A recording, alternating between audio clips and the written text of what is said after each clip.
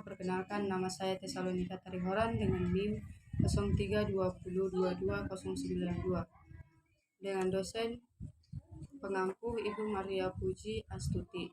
Nah, di sini saya akan menjelaskan anatomi dan fisiologi sistem endokrin.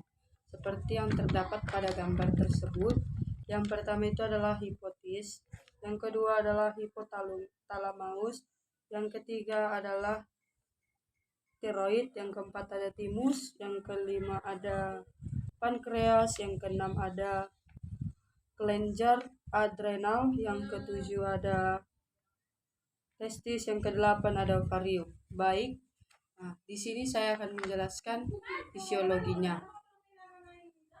Yang pertama adalah kelenjar hipofisis.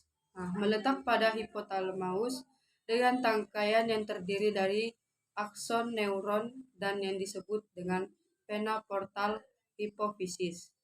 Beratnya itu pada manusia dewasa normal bersekitar antara 500 hingga 900 mg.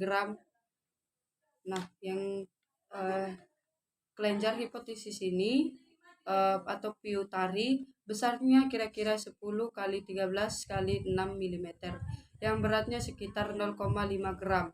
Selanjutnya bisa kita lihat kelenjar tiroid, kelenjar yang berada di kedua sisi bawah laring yang berada di arterior trakea. Kelenjar ini terdiri dari dua lobus, yaitu lobus dextra dan lobus sinistra.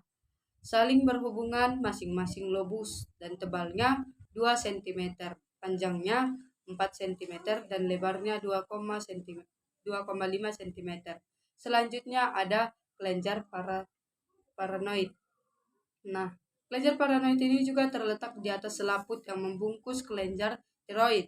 Terdapat 2 pasang dan 4 buah. Terletak di setiap lobus dari kelenjar tiroid, 2 sebelah kanan dan 2 sebelah kiri. Besar setiap kelenjar kira-kira 5 kali 5 kali 3 mm dengan berat antara 25 sampai 30 mg. Berat keseluruhan lebih kurang 120 mg. Nah, selanjutnya ada kelenjar timus. Kelenjar timus itu terletak dalam rongga mediastinum di belakang sternum di dalam rongga toraks, kira-kira setinggi bifurkasi trakea.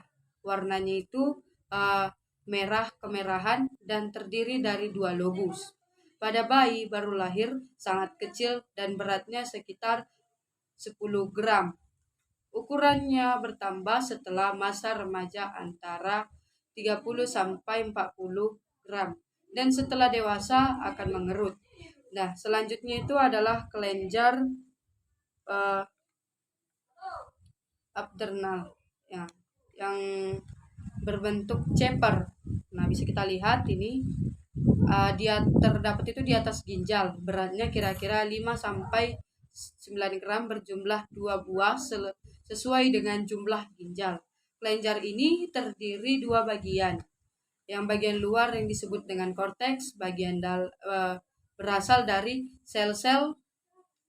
Di bagian dalam itu terdapat medula yang berasal dari sel-sel ektermal, dan selanjutnya kelenjar pinealis, kelenjar yang terdapat di dalam partikel otak berbentuk kecil dan berwarna merah seperti buah cemara.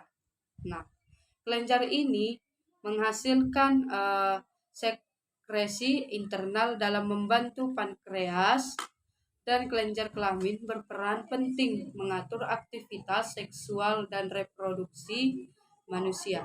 Nah, selanjutnya ini adalah kelenjar pankreas.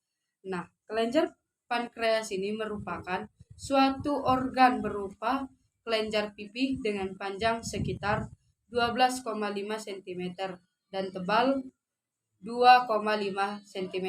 Pankreas terletak di belakang dan sekitar di bawah lambung dalam abdomen.